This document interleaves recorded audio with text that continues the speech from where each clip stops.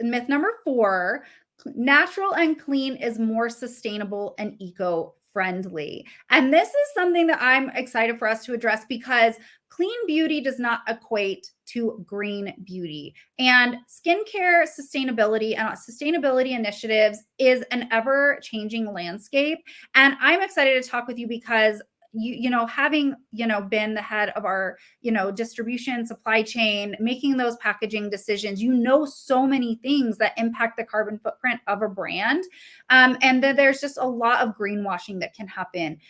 So can you discuss what our sustainability efforts look like here at goPure? And because I know it impacts things like packaging, recyclability, ingredient sourcing, other practices, and those types of things. So I would just love to hear from you, like, about some of our sustainability initiatives and the future of that here at goPure and how we're, always looking to improve upon that.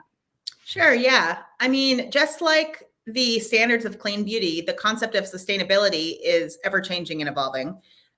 So many brands are greenwashing their consumers. They are making them believe that they're sustainable. But there's really no set standard of what is and what is not sustainable.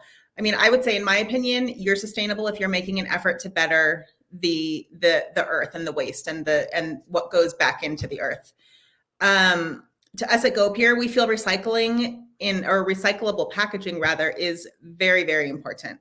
Our packaging has always been recyclable. We are making some changes to make it even more recyclable, easier to recycle, more, even more sustainable than it is now. We're changing our, later this year, we're changing our product boxes to be made out of recycled paper and also to be printed with vegetable-based ink. So that's much better for the environment. There's not a lot of gases going out in printing. So that's super exciting. We're very excited to do that. And also our glass bottles that the serums come in, those are painted white glass versus actual white glass, because if the glass is white, it's not recyclable. So we have the bottles painted, which is why you see the clear rim on the top there, just to make sure that they are recyclable. So we definitely, we take efforts to be as sustainable as we can, to, create as least waste as we can in our packaging. It may not be fancy, frilly, over the top with all the inserts that come out of the box and this and that, but it's more sustainable and it does what its purpose is. It protects the formula, it protects the bottle, it gives you all the information on the box, and it helps us contribute to the retention of Mother Earth.